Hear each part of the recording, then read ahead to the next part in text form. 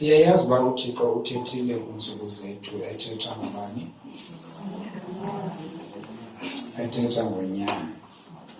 Njengoba ebethethile kumaSirayeli ngexesha elingaphambili, ethetha ngabani? Ngoku ke sizama ukuva uba yintoni yona le nto uThixo ayithethileyo ngaye unyana. Take sikhile iiBhayibhile zethu, Matthew chapter 5.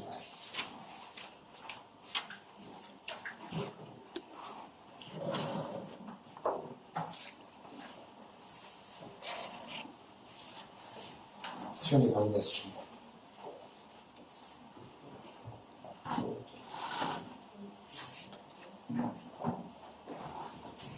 Matthew chapter 5, verse 2.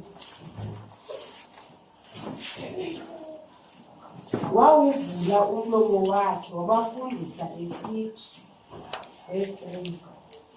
Banoyolo abangamahlwempu ngomoya, ngokuba ubukumkani bamazulu bobani. Ngubani uvula umlomo? Uvula esenza ntoni? Uyibafundisa. That is, yinto lena ethethwe ngubani? Unyana. Uthini ke uThixo? Uthi makavele. Uthi ke ngapha kuverse 3 uYesu ongunyana. Wathi batheni? Banoyola bangamahlwempu ngomoya. Kuba beya kuthini? Ubukumkani bamazulu boba. Inkosi yokubalisikele. Nayibona into yoba ubukumkani bamazulu babamahlwempu.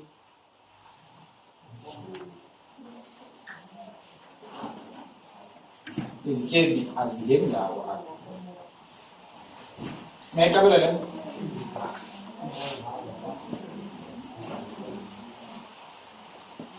Ubukumkani bamazulu bobobani? Bobangamahlwempu ngomoya. Kunzima uba lihlwempu ngomoya.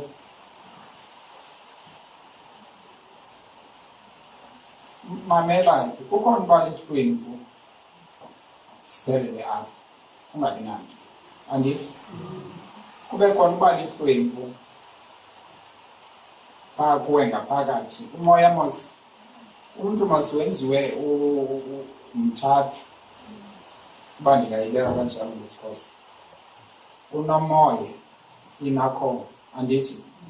Abe nenhliziyo, aze abe nenyama. Andithi unjalo umntu. So, uthi umntu uzebephelele abe unjalo. Umoya yile ndawo ibaphakathi kanye. Le bathi ke xa beyitsho ngesilungu bathi innermost being. Bese kwalisekele. Because umoya lupha ngaphakathi. Nguye lona uhlabeka kuqala xa ngabana kuthethwa into.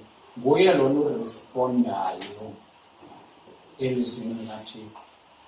Nguye lo usindiswa kuqala xa ngabana kuthethwa ilizwi. Athi ke yena ngoba clean umoya, ifuthe lobuhle bakhe alifake apha emphefumlweni. Umphefumlo yilaa area ucinga ngayo, une-emotions kuyo, yonke loo nto leyo. But umoya yilaa ndawo ivele iyiqiqe into, futhi uyibone into yoba yeyi, yile ndawo ifumana isityhilelo kuThixo. Basekwalisikele. Nayibona? Yes. Yiyo le nto iyiyo nje yokuqala eqala iyive yonke le nto ithethwa isindiso. Emveni kwangoku ifuthe layo likwazile ukuwina umphefumlo, inyama iyantlokothiswa, because lingasobe ivume kwayo yonke loo nto inyama. Ukusindiswa belingena ngenyama luze luyofika kumoya, ibizawuba yingxaki. Inyama ibiza kulikhaba lisezwe usindiso, uthi andizukuyimela le. But uba ke kwagqitha ilizwi likaThixo lokufikelela phaa emoyeni, then kulapho ke ngoku izinto ziqala utshintsha khona. Ifana naxa uthetha nomntu, uba uthe wancedakala, uboyazi into yoba le nto uyithetha ihambe yaya kumoya wakhe. ukuba ngabani se-superficial imbetha apha enyameni ayizimncedane kwavuka inkani qha, ngoba kwainkani namakhatshi nazo zonke izinto kuthiwa yimisebenzi kamoya. Niyayibona yantoni? Ngenyama, because zonke izinto zilapha ngaphandle kule ndawo kuthiwa yinyama. Kwasoqala isikelela nazo into ezivukayo enyameni, ezaa zinto zokuququka nokuthini zilapha kwaflesh enyameni. Kwasoqala isikelela. Nayiva le? Yes. Naw kuthiwa ke ngoku banoyolo abangamahlwempu ngomoya kuba bumkani bamazulu boba ukuba ngabana awulilongo ihlwempu ngomoya ungulaa mntu ucinga bafana zonke izinto uzazile. Umntu ongayililongo ihlwempu ngomoya uzamva ngenye imini esithi hayi man ndiyifumene le nto kwaleyo sindiso ndiyayibona. Eyona ndlela obuphilayo uba usuke wenze kanje nakanje qha uligqibile. Soza funde laa mntu because ucinga bafana uyifumene yona usindiso kuyiyo. Kanti usindiso ufunda mihla le kulo, uyakhula oko usuka kwelinye izinto siya kwelinye izinto, usuka kwelinye izinto. Ithi zenzeke loo nto ube uyazazi into yoba phaa ngaphakathi awufikelelanga kule ndawo uThixo yena akuemele uba ufikelele kuyo. Once uzazi into yoba andikafikeleli kwindawo ebendinofikelela kuyo, it means uyazivuma nawe into yokuba andinako konke. Le nto njalo uba uzi-identify uba ndilihlwempu kuba uthi xa uzijonga ubona into yoba andinazo zonke abanye abantu into banazo. Andithi naphaa kuwe ke ngaphakathi kumoya xa ufikelwe yiloo nto into yoba andinayo yonke le nto uThixo afuna uba ndibe nayo ukuze ndibe nto mmanelisayo, ke ukwiposition yofunda ke. Nayiva le? Kulapho uqala ke ngoku kwiposition yokufunda. Uba ucinga bafana uyifumene yonke uzawuma kuloo ndawo kuyo because uthi ndinako konke. Yile Bhayibhile ithi uthini? Uthi ndizityebisile, ndisesityeni, ndinazo zonke izinto. Ngoku iyayikhuthaza loo nto? Loo nto enjalo ayikhuthazi because yi-pride leyo efika ichasane nobuhlwempu ngomoya.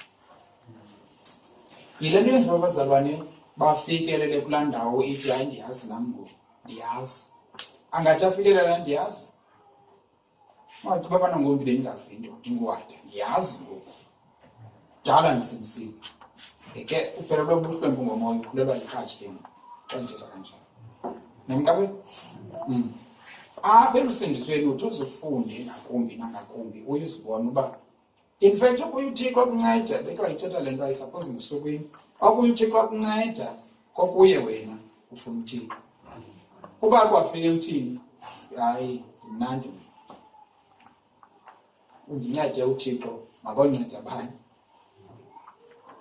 Ngabula umntu okuthiwa wakho watsho uthi ngamanye amazwi ndinazo zonke izinto, ndikhavati kwicala lomoya.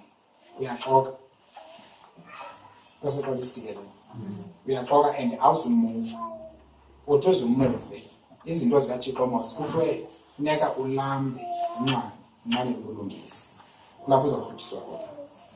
Laa vesi ihambelana nale ithi ulihlwempu ngomoya, uyazazi uba uyamdinga uThixo. Into ekwenza uba urelaye uqonde uba ndizixhomekekile kuwe Thixo kungoku uyazazi into yoba andinayo indlela engenye endingaziatshiva ngayo izinto kungayenguye uYesu. Then ke ngoku kwenza loo nto uba umquqele kangangoko. Hayi Nkosi yam, lihlwempu ngomoya ke eyo. Niyaqala? So uthi uYesu abanjalo ke abantu bagaranteed ubumkani bamazulu bazokufumana, and inyanisile injalo loo nto. Ngoba once uzazi into yoba uyamdinga uThixo, nguye oza kwenza uzenze zonke izinto, nawe ke ngoku uzawuthatha istep ekumfuneni. Yile nto kuthiwa ke ngoku ubumkani bamazulu bobakho. Nayiva le? Uthini verse 4? Verse 4. Banoyolo abakhedamileyo ngokuba bayakonwatyiswa bona. Banoyolo abatheni? Abakhedamileyo. Ngokuba bayakonwatyiswa bona. Mamela ke. Uyabona abantu bathanda ukuthi Paul. Ungabazenza umuntu abahlala kakhulu nabantu. Ityhefu abantu. Yabona abahlala besithi bekushumayeza ngoPaul entloko. Ityhefu. Ngoba aba bantu abafuni into bakuthi xa urongo ububona urongo bakho. Xa uqala ukuthi ithi nangoku le nto la. Paul.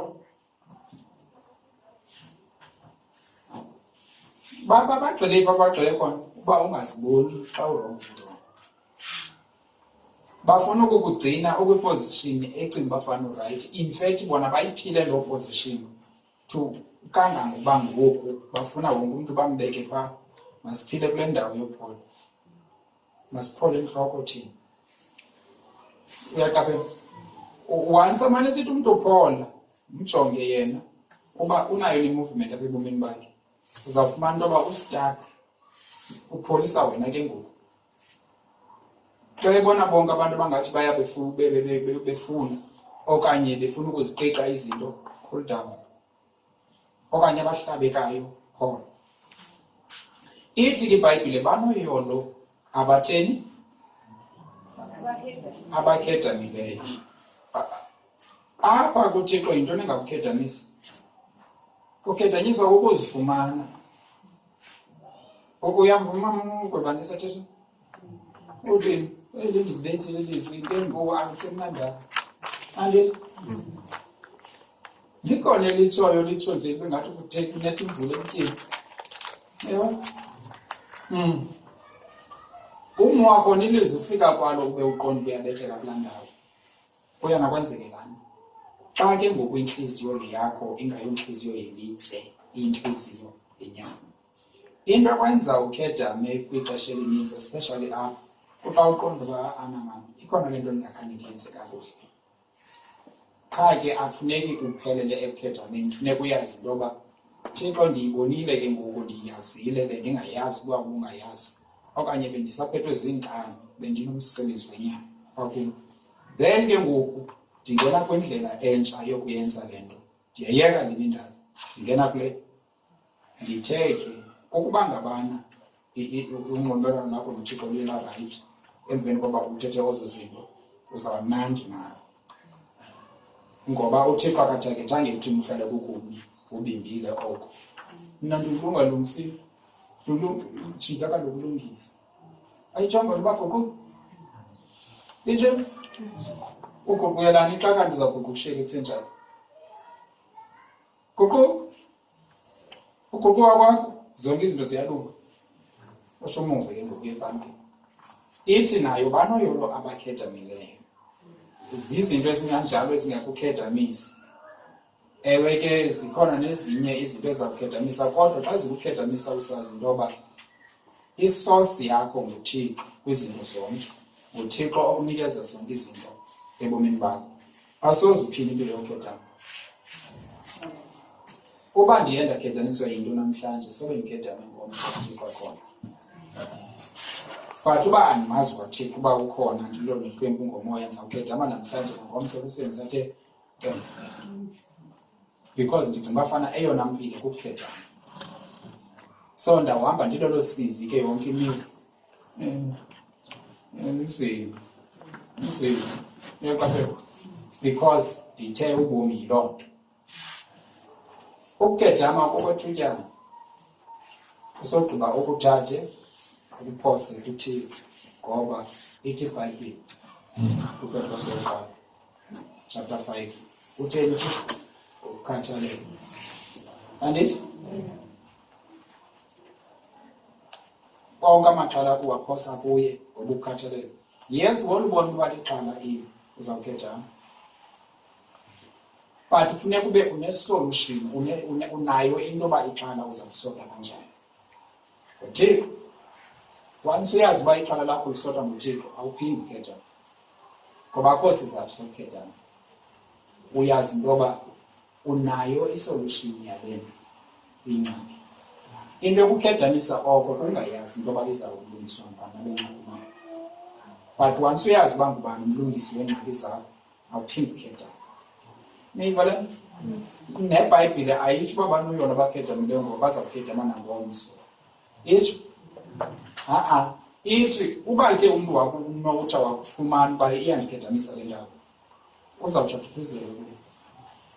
So ekukhethameni kwakho yazi uba kukhona intuthuzelo. Ekukhethameni akuzaleki okunye ukukhethana. Ekukhethameni kwakho kuzaleka intuthuzelo. Yindlela uThixo leyo ayiplane ngayo, utsho uYesu. Lokuthiwa masifunde kuyo. Niyayibona le nto zala? So okhethamileyo uyathuthuzela, uyakhomfotha. Usuqala isikelela, kwenza bangaphili impilo yokukhethana. Uthini uverse 5? Verse 5. Banoyolo abanobulali, ngokuba umhlaba bayakuwudla ilifa bona. Banoyolo abanobulali, banoyolo abanabantoni? Abantu banobulali mos ngabantu abahamba ilali bagcwele ilali yonke ndithi. Abantu into bulali. Akugcwala ilali. Intoni? Inkosi yoxolo isisikele. Ubulali ayikho kumandi. iBhayibhile ayikatsho uba banoyolo nomathileyo. Ngiyaqaphela. Kodwa banoyolo ngabanobulali. Umntu onobulali uthobekile, but at the same time uyakwazi into yoba angquzulane nento erongo. Akatshalenji bantu, kodwa uyakwazi ukuthi emntwini orongo le nto yenza irongo. Ubulali buhamba kuloo ndawo. Isibhoja sihamba sitshalenje abantu naxa berayithi sona sirongo, sisheke sona sizibona sirayithi isibhoja lesi. Yi-opposite yomntu onobulali. Umntu onobulali, Yesu uyakwazi uphila ngoxolo nabantu bonke. Kwangexesha elinye le nto imenzela uxolo lube luninzi nabantu bonke, into yoba naxa ngabane ibona into yoba kukhona into ezoba uxolo, uyayi-adresa. uYesu Kristu wathi fundani kum ngoba mna ndithobekile ndinobulali. NguYesu Kristu lona wekhe athi xelela laa mpungutyi, utsho kukumkani welo xesha, xelela laa mpungutyi uba mna ndibhizi apha ndiyashumayela. Xa impungutyi izombuza into ezingekhoyo uHerode, exelela laa mpungutyi ndiyashumayela. Ngulo wefika kubaFarisi athi mzala ndini yamarhamu. Uyabona? Wayenobulali. Niyabona ubulala bobuhamba khona? Ubulala bobuhamba khona buhamba kule ndawo into yoba uburongo ndiza kuxelela uburongo. Uzi-understand uburongo. Ngoba ndi-aime ekuthini siphinde sibe rayithi siqhubeke. Ukuthi ndikubona uburongo ndingamxeleli uburongo, bubuFarisi. Bobo buzawudikhupha kwindawo esawuvele sixabane indlela esingazuphinda sixolelane ngayo. Sendikonyanya ke ngoku. Sendikukowutela into yoba oko kakusukele ngo-2021 ndimosha, usandimosha nangoku. Sandixelele olo xesha uyaqala uyifuna xesha. Yebo? Abude bisole nto buFarisi. Ubulali masihambe kunye. Sihambe kakuhle le ndlela. Uyandimosha ke ngoku apha, unyathela ikonsi yam. Ndingathi unyathela ikonsi ndithule. Uyayinyathela, yeke. Uyayinyathela. Uyaqaphela? Yeke. Andiziyijobaleta leyo. Kusoqala isikelelo. Nayiva le? Then ndinobulali. Nayibona le?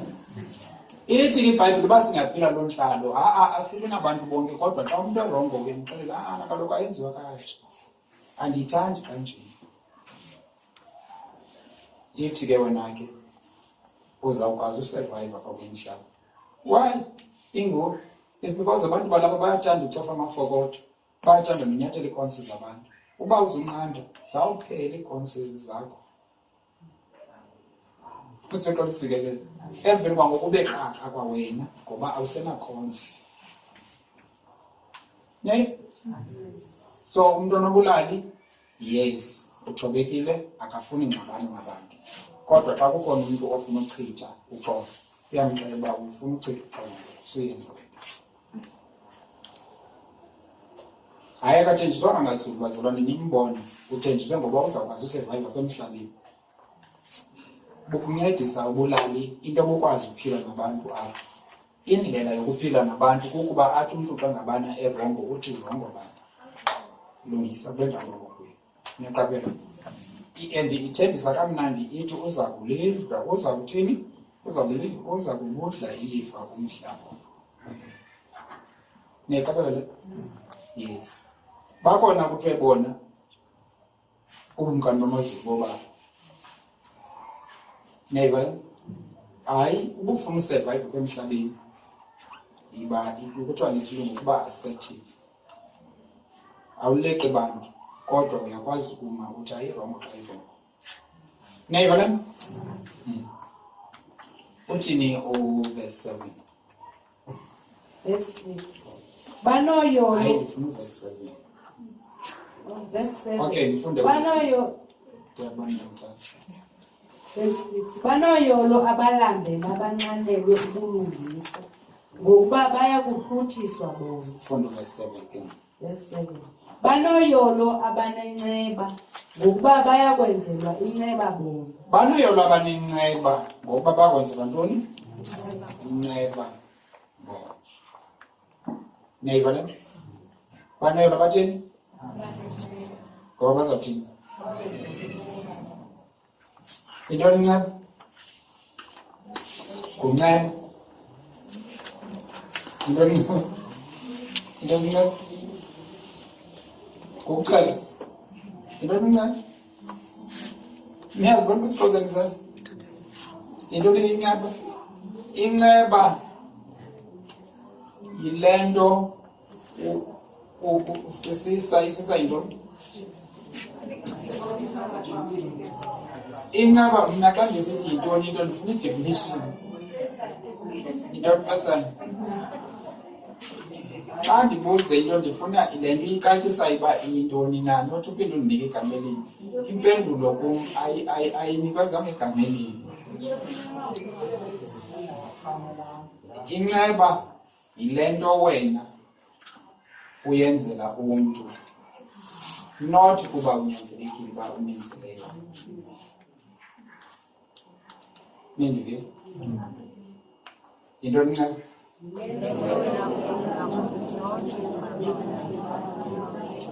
Uwenzela umntu futhi ube mnandi kodwa awunyanzelekanga uyenze. Uyimenzela lo mntu enesidingo sakhe, but awunyanzelekanga uyenze. Ifike ibe yinceba kulaa mntu umenzeleyo. Iyafana nobabalo masandithi? Ewe hayi. Inceba nobabalo ayinyanga. Ubabalo yile nto uyenzelweyo wena kule game ungayifanelanga. Inceba yile nto wena uyenzela omnye umntu engayifanelanga. Ubabalo yile nto wena uyenzelweyo ungayifanelanga. Niyazibona izinto bazithini? Enye iza kuwe, enye iphuma kuwe. Inceba iphuma kuwe, ubabalo luza kuwe. Xa sithetha ngobabalo sithetha ngento eyenzelwe wena nawe ungayifanelanga. Kulaa mntu ebeyenza ibiyinceba kuye, but xa ifika kuwe ifika ibe lubabalo because wena ubungayifanelanga. Niyayiva? Then inceba mayithi iphuma apha kuwe ke ngoku wenzele omnye umntu. Andithi? Ithi iBhayibhile ubabalwe ukuze uthini? Wenza ntoni ngale xesha ubabala abanye? Wenzele inceba. Niyayibona? Thina ngobabalo benkosi sinikwe usindiso singamfanelanga. Sanikwa zonke izinto esizidingayo ukuze siphile kobubomi. Not ngoba besenze right, besengazifanelanga zonke izinto, besibabalwa ke ngokuya. So siyibiza loo nto leyo le siyifumeneyo thina ukuba lubabalo lukaYesu kuthi. Then olu babalo lofika luhlale kuthi asikuboni kunzima ukuba senzele abantu inceba. Uba awukwazi ukwenzela inceba abantu, it means awukaliboni ubabalo lwenkosi. Uba ke lwafika ubabalo lwahlala kuwe, wena uvele uzive ngaske wenzela umuntu inceba. Ndike ndathetha apha bazalwane ndisithi, if izinto zam zezam, ndi-comfortable. Xa izinto zam zizezam, andikwazi ukumbona omnye umntu onesidingo sale nto yam. Ndicinga uba fana izinto zam zizoba zincede mna ndedwa. It means andinayo inceba. Xa ndingenanceba, ndithi ke nam ke andifuni ukwenzelwa nceba. Because uke ndalufumana ubabalo lwanda kum, inceba ivele iphume isisiqhamo sobabalo endisifumene. Is either ndikalamkela ubabalo, okanye is either ndikaluqonda ubabalo uba ngabana andinayo inceba kubanye abantu. Neyivele ndithetha basana. Neyivele ndithetha. Ndingakwazi ukuthi ndibone into yoba uVuyisa wenza i-application mhlawumbi udinga idatha. Izamkhosta idatha eninzi le nto ayenzayo yokuba enze le nto ayenza igqibe. Ndithi ndinazo iiminzi zokumnika idatha, ndise ndiyoxelela usukwini, mhlawumbi uyayidinga idatha lo. Uyandibona uba ndinenceba? Niyayibona? Ayonceba le. Because le nto bendinoyenza nam ngokwam, but ndiyayibona uba lo mntu uyayidinga inceba phaa kuye. But andifuni uluza mna. Ndingavuya xa ndinale nto kuthiwa yi-selfishness. Ndingavuya xa inoluza usukwini ndiyibone kodwa isolva ingxaki le yakho. Ndisogqiba nditsho ndibe mnandi. But andikwazi uyisolva ngokwam because andinayo le nto kuthiwa yinceba emntwini.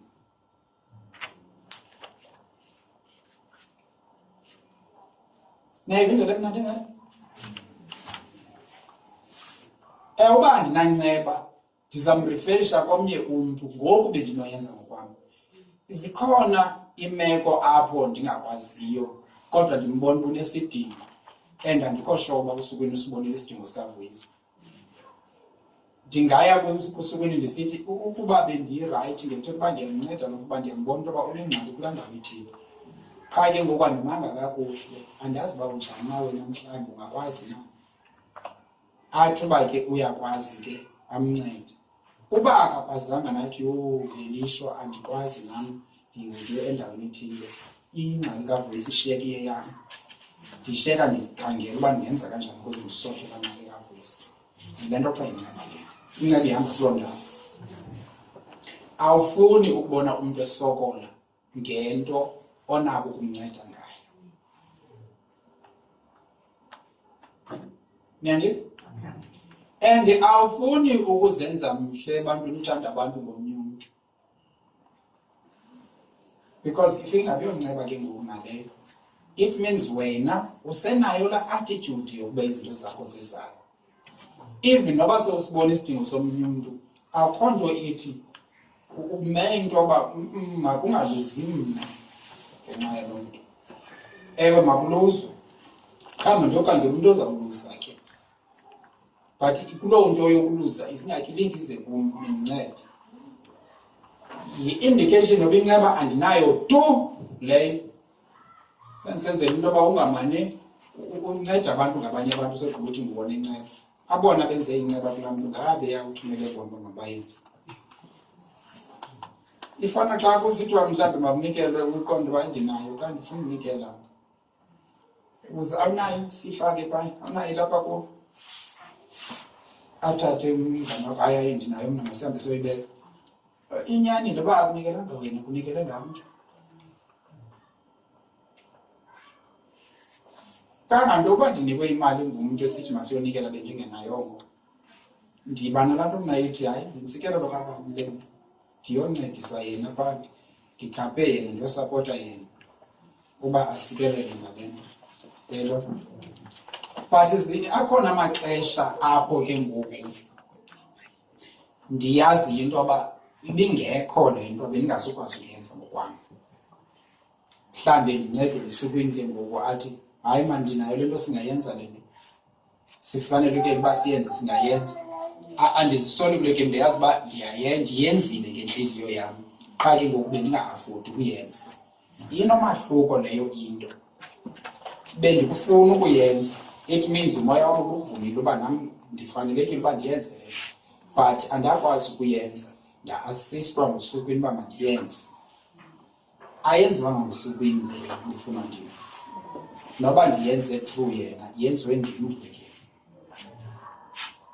I-problem apho ikhoyo khona kukuthi ndinako. Bazalwane, yiBhayibhile lena. Incwadi yemizekeliso ithi sukuthi unayo into onganceda umntu ngayo ngoku uthi makathembe awuzukwazi ukumnika. Niyaqaphela?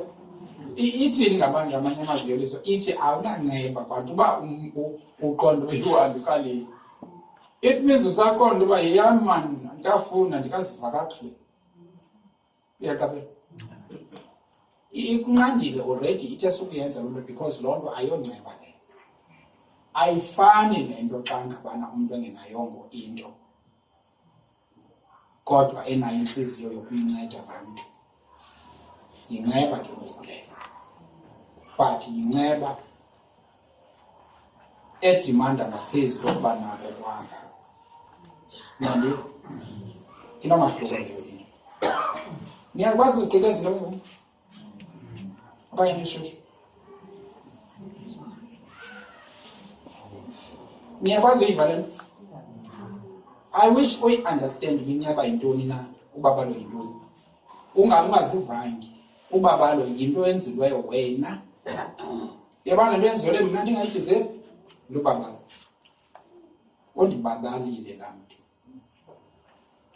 Ngokuba ebenganyanzelekanga shema ndenzele le nto andenzileyo. Ndifumene ubabalo kuye. Yena mna undenzele inceba. Niyabona? Then mna ke ngoku xa ndikwazi ukuqaphela into yoba hayi mani ndinako lo mntu ukumnceda endaweni ethile, ndim ke ngoku wenza inceba kuye. Niyabona? Yes. So ithi ke iBhayibhile banoyolo abanenceba kuba nabo bazawuthwani bazawenzela inceba. Iza xa ifika inceba ke ngoku kaThixo kuwe seyisenziwa nguThixo ifike kuwe into nile understand ke ngoku. Wabo umntu uyatsho ukuthi izawufika ubabani? Iyafika intoni? Izawufika kuwe ilubabani. uThixo kubabalile uzawubona izibabalo. Izibabalo zisibusiswa nje. Izibabalo uzibali bangazibali ungazazi kungoba wenzele abantu inceba. Niyandi? Yes. So ukuthenga izibabalo ukuthi uyakwazi uzithenga izibabalo zikaThixo. Niyazazi imali? Niyazazi? Ziyinceba. Xa usenzela inceba abanye abantu uthenga izibabalo zikaThixo na. Neba? Xa unqaba nokwenzela inceba abantu ublock izibabalo zikaThixo kuwe.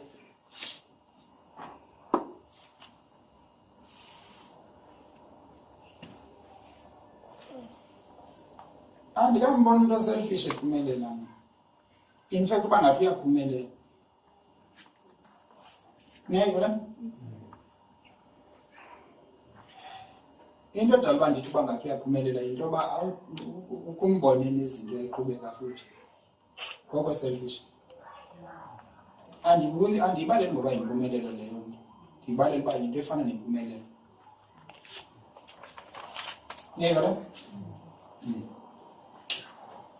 Uthi verse 8. Verse 8. Banoyolo abahlambulukileyo inhliziyo ngokuba baya kumbona uThixo bona. Ngapha bazabona uThixo.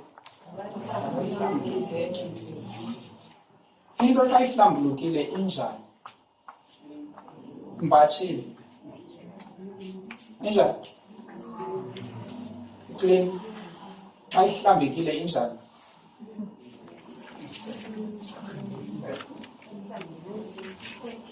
If xa ihlambulukile iclean, xa ihlambekile injani?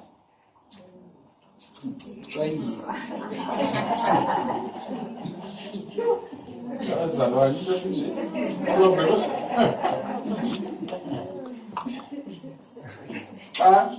Xa ihlambekile iclean, xa ihlambulukile yes, ihlambulukile, it means izinto zibona ngale ndlela ziyiyo. Niyaqaphela? Ukuhlambuluka kukuba izinto uzamkele ngendlela eziyiyo. Hlambulukile ke ngoku. Akukho nto engahlambulukanga, ukuve kuthiwe ikhona into engahlambulukanga apha. It means kule nto ikangele ingathi right, kodwa kukhona ubudlongo kulo mntu. Into engahlambulukanga yinto engekho right. So ehlambulukileyo ngumntu ozibona izinto right ngale ndlela ziyiyo. Intliziyo ethi xa ibona izinto izibone ngale ndlela ziyiyo. Kodwa yiloo ntliziyo injalo ke ekwaziyo ukumbona noThixo. Niyayibona le? Uyakwazi uzijonga izinto uzibone ziyile ndlela ziyiyo.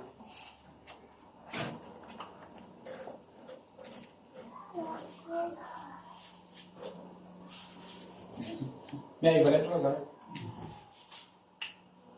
Uyibonile nto iyiyo le nto kuthiwa iyiyo.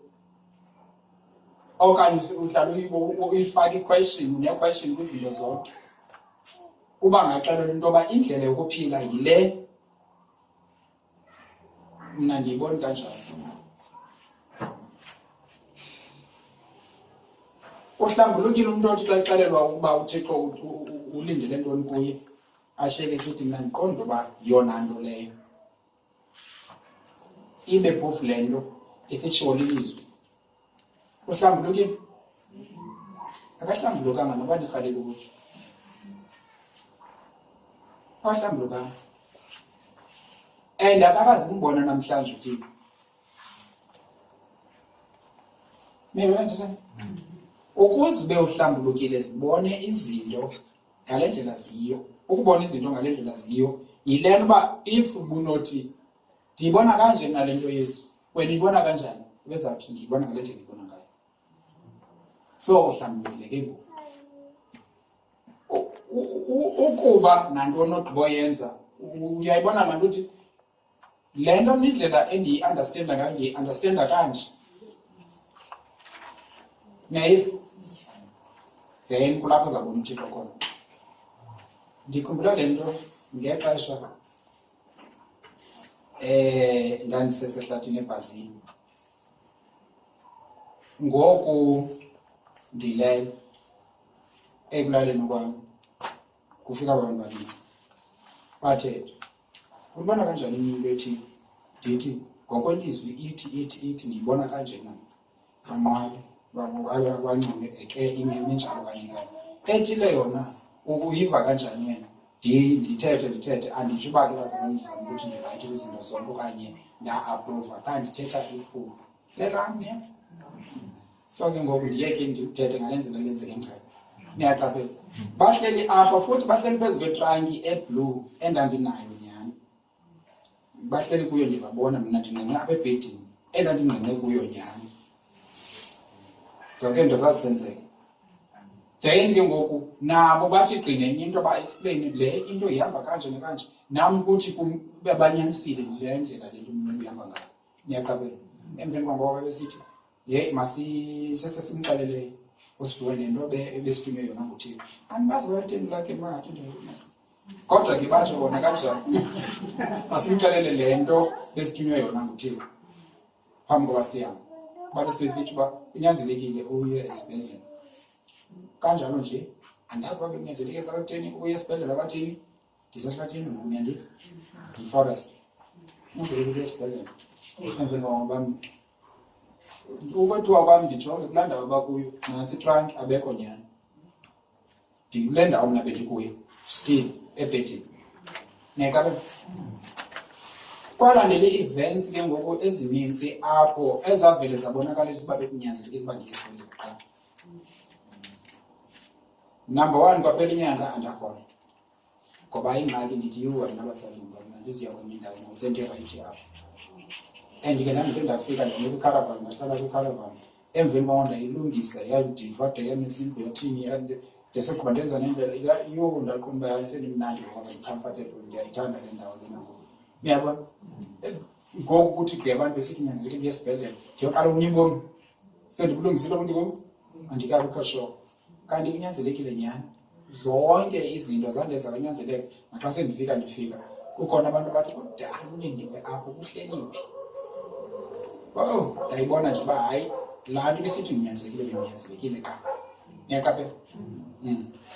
But ndithanda laa ndawo eqala imane isithi uyibona kanjani mena ngoba yayisingathi yinto eyayikhangela uba mhlawumbi ikhona na. Izinto ndizibona ngale ndlela ndifana uba ndizibona ngayo na before ndixelelwe le nto uThixo befana ndimxelela yona. So ithi ke ngoba noyona abahlambulukileyo entliziyweni ngoba ngabo bazambona uThixo. Andinawuxoka mna phaya ndambona uThixo right through ndade ndiyofika esibhedlele. Nasesibhedlele ndabe ndambona uThixo uba tyhini bekufanele uba nyandisile. Niyabona? So banoyona ababona izinto ngale ndlela kumele bazibona ngayo ngoba ngabo bazambona uThixo. Ne? So lonke ixesha esithi umntu ithi masithi mhlawumbi uyashumayela umshumayeli nanku noba ngufundisa uqhekeza mayepha ngaphambili uthi le nto ihamba kanje nakanje andiyiva le nto ayithethayo. Abe sithi nali ilizwi ndiyayiruva ngokwelizwi uba ithi nandiqonda uba yona ndlela okanye leyo yodwa indlela engenziwa ngayo le nto leyo.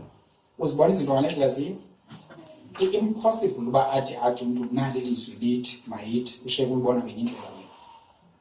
It means awukwazi ukuzibona izinto ngale ndlela ziyo. Ubona izinto ngeyakho indlela. Uzawuthothoza ke ngoku ekuboneni uThixo because awuhlambulukanga kwasekholisi. Niyeva le nto leyo? So abantu abaza kumbona uThixo esenza abantu izinto abazibona ngokuhlambuluka. Right, uthi verse 9. Verse 9. Banoyolo abaxolisi ngokuba bayakubizwa ngokuthi bangoonyana bakaThixo bona. Ezi zinto azange zifane zithethwe nje bazalwane. Baninzi abantu abangahlambulukanga. Baninzi abantu ababona enye into kule nto ilula bemele bayibona kanje kodwa babona enye into ebemele babuyona. Baninzi abantu abangalufuniyo tu uxolo. Kuba sisemxolweni inyanga yanye. Yo, it's too much. Neighbor. Sesithi gqeza unyofa again. Udikwa yile nto yoba uThixo ekhona. Neighbor le akalifuni uxolo lo mntu. Niyaqaphela?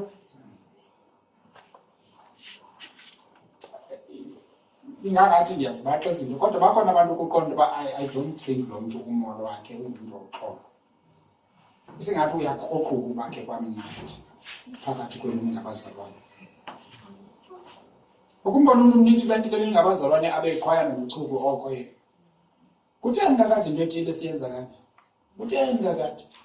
Njengoba kaloku nabanye abantu bayayenza le nto bona basemzwane wavela uqonda uba akafuna uzola lo. And akahlambuluka ngasenhliziyweni nabo izinto oko esithi zisenziwa kanje ezikhompethisha nabanye abantu. Bayenza abanye and babona bebhetele bencedwa uThixo. Yazi into bakukho ingxaki kulo mntu. Akho kuhlambuluka okukhoyo apha enhliziyweni yakhe. Number 1. Kwale nto bangaziboni izinto ngale ndlela nezibona ngayo. Lo ke yena ke kuthiwa unoyolo umenzi woxolo. Imani ke bazalwane. If bekuvele kwathiwa unoyolo umenzi woxolo ngoba uzabizwa ngoba ungena kaThixo. Ube wena unguSathane. Niyandika ndithi ube ngubani wena? Ube unguSathane. Ubuzakwenza ntoni? Wena soze ubizwe ngoba ungena kaThixo. And awuyifuni loo nto uba umntu abizwe ngoba ungena kaThixo. Igama lakho unguSathane ngoba wadubhela ezulwini. buza kwenza ntoni bekhisi? Xa ngabana umntu izinto eziqiqa ngokwendlela yelizwi ube wena ungusatani, ubuza kwenza ntoni kulo? Ubungayicingi to ivumele loo nto leyo. Naw ke ngoku le nto iphendula umbuzo othi kutheni le nto abantu bengalifuni kangakajikolo?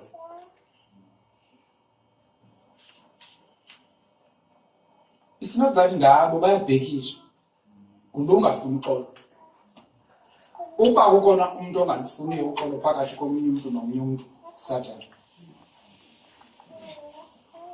Uba kukhona umntu ongayifuniyo into abantu bahlambuluke ekuqiqeni izinto kwenze bazobona uThixo, Satani. Now uSatana uthi uzayenza into successful njengoba uThixo njalo avunyelwe. Nivile le point ithi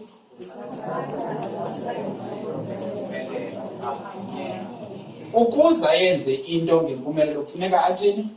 Avunyelwe ngumntu. So uba ngabana ungulumntu ungafuniyo ukuba makuhlale kuseluxolweni, uvumele uSatani uba akwazi ukuyenza impumelelo into yoba aludungadunga uxolo phakathi kwabasebenzi. Uxolo ke bazalwane bam luqala kulaa nto yoba ndifuna izinto zenzeke kanje. Uba ngabana wenza into ethile ndincede uyenze kanje. Uba uthathe into ndiyibeke endaweni ethile ndincede uyibeke kulaa ndawo bendiyibeke kuyo. Niyaqonda? No, uxolo kaloku lunemiqathango kaloku emini. Alusuke lube luxolo lena lubhabhe nje luflaye lube luxolo. Luba luxolo kukho imiqathango yokwenza uxolo. Masiyenzeni kanje le nto, masenzeni kanje. Into yokuqala kuSatana azawuyenza uzawuthi kutheni into ezawuxelela. Kutheni uzazenza ibhosi nje? Jonga, xa sisebenza amazweni semi-construction, kubani umele uba uxelela umntu into ezininzi emazenziwe? Ndithi ndim ndisebenza amazweni. Ayindim omdala? Ayindim omdala ofanele uxelela uzweni into makayenze? Andiyazi tu laa field. Umntu ofanele undixelele into mandizenze nguye. Funeka loo nto leyo ndiyamkele ukuba umntu oyaziyo le nto nguye. Mna ndibuza kuye uba irayithi na xa ndiyenza kanje. Ewe irayithi naleyo ndiyayenza le nto. Noba bendicela uxelela abantu ndicela usupervisor kule igame uphelile funeka kusuperviswe mna because andiyazi laa field tu. And ndawuthi uze ndikwazi umamkela njengoba nguye isupervisor yam, ndiqale kuqala ndizamkele uba andiyazi le field sikuyo ngoku. But uba ke waphuma uzweli phaya waya phaa efamasi wafika ngoku, hayi uzawuxelelwa ndim uba mabenze ntoni apho. Hayi futhi naye akazibana ngxaki, ndizawuthi xa ndiyenza oku uzawuvele enze oku ndithi makakwenze. But uba ke satshintsha senza ngapha kule yakhe, yho zitshintshile izinto.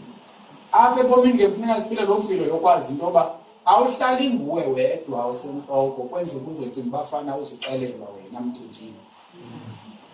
Uba usengumntu ndini nawe uzawuxelelwa uba ukwenza. Nekaphela. So kukho abantu ndini abangafuni uxelelwa, abafuna uxelela abanye abantu. Ngaba abantu banjengaba bafuna babona bashumayele qha. Uthixo ufuna kuthi xa usiba kuye uthixo ufuna kwenziwe oku anqabe. Ndiziqonda uba ndizawukwazi uyenza leyo. Umntu ndini akafuni ngokuxelela.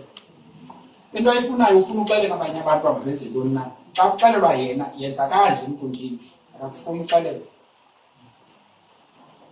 Uyaza kuxolo ke lo mntu? Andiziba khona uxolo phakathi kwethu. Ubuphila kanjani? Niyazibona izinto eziba uxolo? No, uSatana akafiki athi kuwe ungalingi ube noxolo nobani. Ungalamkeli. Ngoba uba kwatsho kanjalo uzayibona na uba hayi unoSatana le nto. Kufuneka enze sure into yoba xa umntu exelela into utheni? Kutheni cinga bafana mna ndinyanzelekile uba ndive ngayo? Kutheni? Ndizawukhe ndimbonise into yoba ndiyakwazi uzicingela ndisiva ngayo. Ndizawuyenza le nto. Uyayazi akwenzeka ntoni apha? Ndithe kuni xa uSatana ethetha kuwe akathi ndinguSatana, mbuzo uba kutheni. ufika athi kutheni esithi mna andenze wena, ufika azimne azenze wena. Xa ebawela ukwenza ukona ufika athi ndizavele ndone, ndiyagqiba uba ndizayenza ukuthi uthi apha ngakuwe wena uyithathe le nto yakho uyenze yakho. Vele ungumoni yena ugqibile uba makone, wena ufanele uba uzazibula ilungiso, ugqibile uba uzawulungisa. But ufike uthathe kaSatani uyenze yakho, zonakala ke ngoku izinto xa kulapho. Niyayikabela le? Niyayikabela le?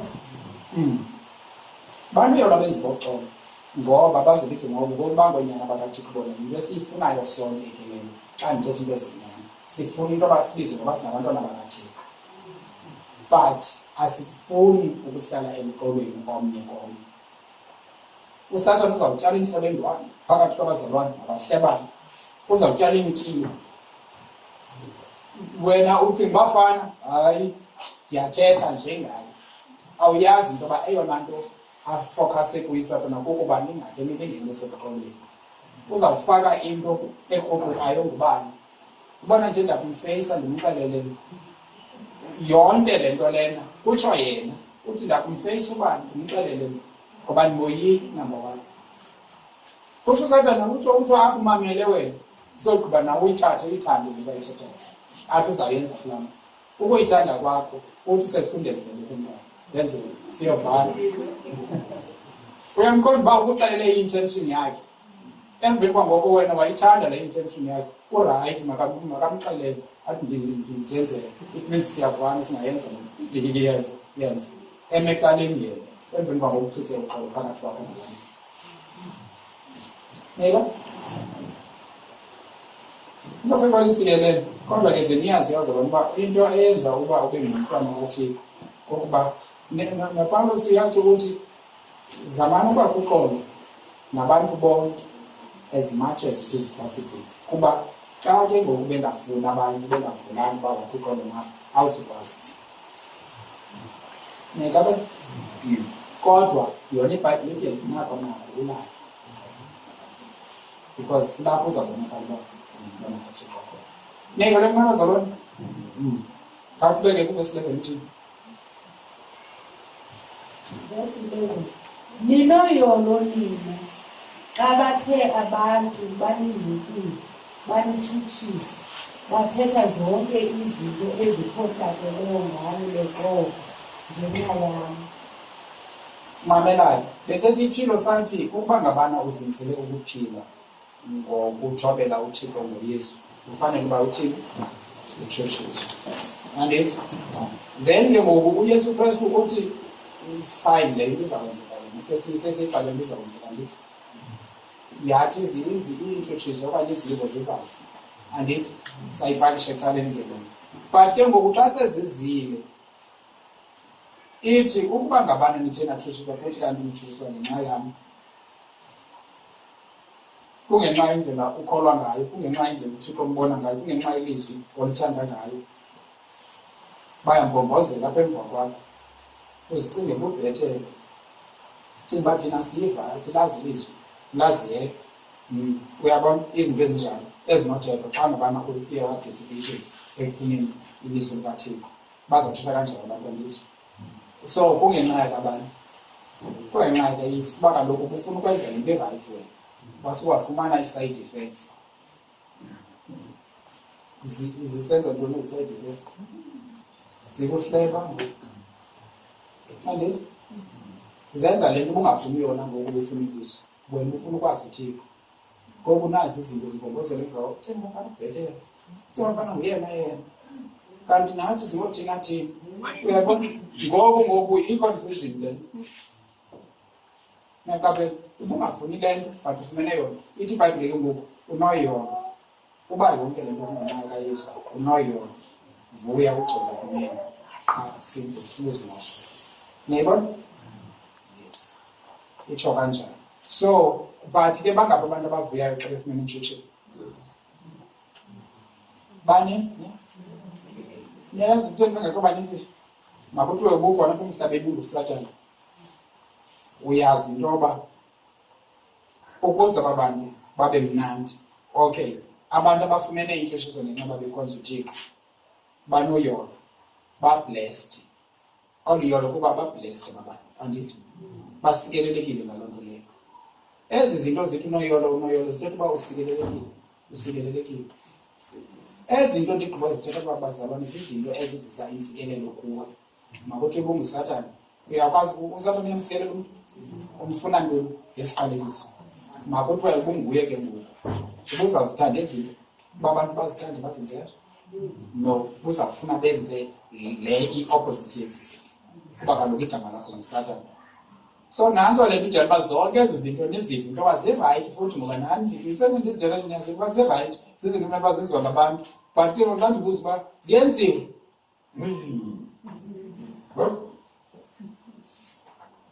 Into yoba kukho usatani akazifuni ezinto ezenziwe ngabantu ngoba uyayazi uba kwawutshintsha imeko once kwenzeka ezi zinto. But ke ngoku bazalwane unyana uthe intsikelelo iza only xa ulapha. Njengoba kumane usifuna unoyolo, ndifuna umazi uba la unoyolo uthi ngesilungu blessed. Ngamanye amazwi usikelelekile.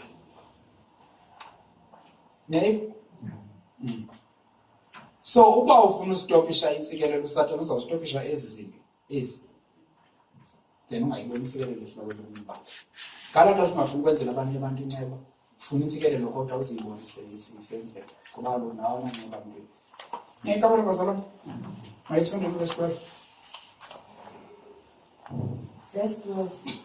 Vuyani nigcobe kunene ngokuba umvuzo wenu mkhulu. Nantso ke le nto yenza usatana angaphumli, enza uba kungabikho nomnye ovuya agcobe kunene. It's because ithi umvuzo wabo mkhulu phi emazulwini. Kuphi emazulwini? Kuphi emazulwini bazalwane? Kulapho usatana wagxosha khona. Kuphi emazulwini? Kusekulaa ndawo emnandi usatana wagxoshwa kuyo. Kusemazulwini ke apha. Ithi iBhayibhile umvuzo wakho mkhulu phaya kule ndawo yena wagxoshwa kuyo. Ucinga uba fanele izamenza mnandi loo nto leyo? Umvuzo wakho mkhulu emazulwini. Then ke ngoku makaqiniseke into yoba ufumana lo mvuzo. And lo mvuzo ufumana only xa usithi xa abantu bekutshutshisa ngenxa yoba ukuThixo okanye ngenxa yoba uYesu uvele uqonda uba imnandi le mitshutshiso. Ngoba ayenziwanga ukukona kwam, yenziwe kuba kuYesu kwam. Angafuni ke ufikelela kuloo ndawo. Baqumba bonke. Tsheni. Manje sithi bazalwane apha. Kanti sinamalokanye. Wena ke. Namalokanye. Sithi sinabazalwane. Udati ngam. Yintoni loo nto mani? Umbona uba uncancazela ibunzeni. Wona ke umngani. IBhayibhile khange itsho ngonakala. But usatana uthi uyabona amalokanye anzele into kuwo. Niyayikabela? What would happen uba besithi esathetha yonke loo nto leyo usukufika umbambazela uqhubeka kunalo? Mase uyazi umuntu kathethe ngawe engakuboni uba uyenza wena emva kwakho. Uyanuthini xa ufika athetha ngawe waye bengakuboni uba ulapha emva kwakhe? Lo athetha kuyo umane sithini? Yena uyaqhubeka uyathetha ngoba lo uyakubona yena ujonge ngakuwe. Xa uxakiwe uba uzawuthithula kanjani na ngoba nawe umjongile uyenza. Uyabona xa sekusiba uhlambuluke nyani ungafika umbambazele nje qhubeka ntwana ndiyele ndibeke ngaloo ndlela umbeka ngayo ugqithe ukuba kakuhambe le ndlela uhambayo. Ungayenza loo nto. Thetha kaloku qhubeka ndikhona ndilapha. Ibizirayithi le nto ithetha iqhubeka uyithetha. Andithi nazo i-reaction esingayifumani kuyo. Abantu bungafika umbambazele nje njalo uyayicwaba uyambeka uyandityibela ukubeka kuhambe hayi uyandityibela uhambe ugqiba kwakho. Uyawushiyeka phoxeke kanaphinda ahlale uhlelo omnye. Uzogqiba uyazi uba uyigqibile nawe ke awunanto iza kuyibukela kuloo nto. Uyeka akutyibele akazuqhubeka ekutyibela. ndizokasiyelo ithi ibhayibhile kuyanikwa kumele umvuzo ondikhulu emazulwini babenzenze njalo abo bantu abaprofethi ngoku nemakuko kwaba ngxaki sozisokolisa ngumntu ahlekayo umntu uhlakabulula ukuba uyazazi uba wena wenze nento erayithi. Niyaziwezi izinto zaba niyazibheka? Niyazibheka? Niyazibheka? Niyazibheka? Amen. Amen. Amen. Amen. Amen.